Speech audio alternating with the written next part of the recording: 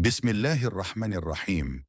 تبارك الذي بيده الملك وهو على كل شيء قدير، الذي خلق الموت والحياة ليبلوكم أيكم أحسن عملا، وهو العزيز الغفور، الذي خلق 7 سماوات طباقا، ما ترى في خلق الرحمن من تفاوت، فارجع البصر هل ترى من فطور، ثم ارجع البصر كرتين ينقلب إليك البصر خاسئا وهو حسير، ولقد زينا السماء الدنيا بمصابيح وجعلناها رجوما للشياطين وأعتدنا لهم عذاب السعير، وللذين كفروا بربهم عذاب جهنم وبئس المصير.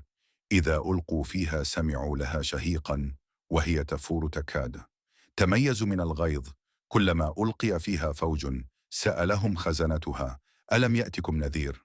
قالوا بلى قد جاءنا نذير فكذبنا وقلنا ما نزل الله من شيء إن أنتم إلا في ضلال كبير.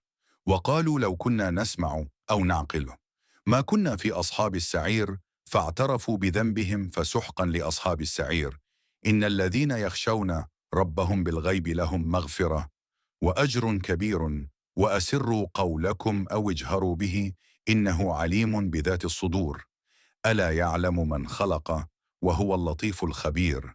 هو الذي جعل لكم الأرض ذلولا فامشوا في مناكبها وكلوا من رزقه وإليه النشور. أأمنتم من في السماء أن يخسف بكم الأرض فإذا هي تمور، أم أمنتم من في السماء أن يرسل عليكم حاصبا فستعلمون كيف نذير. ولقد كذب الذين من قبلهم فكيف كان نكير. أولم يروا إلى الطير فوقهم صافات ويقبضن ما يمسكهن إلا الرحمن إنه بكل شيء بصير.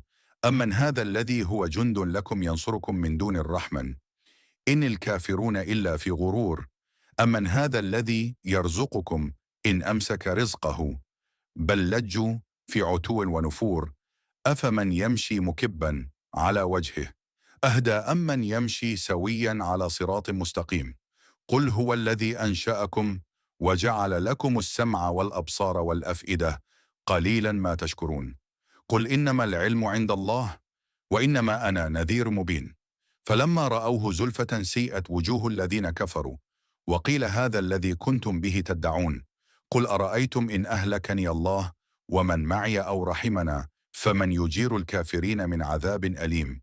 قل هو الرحمن آمنا به وعليه توكلنا فستعلمون من هو في ضلال مبين.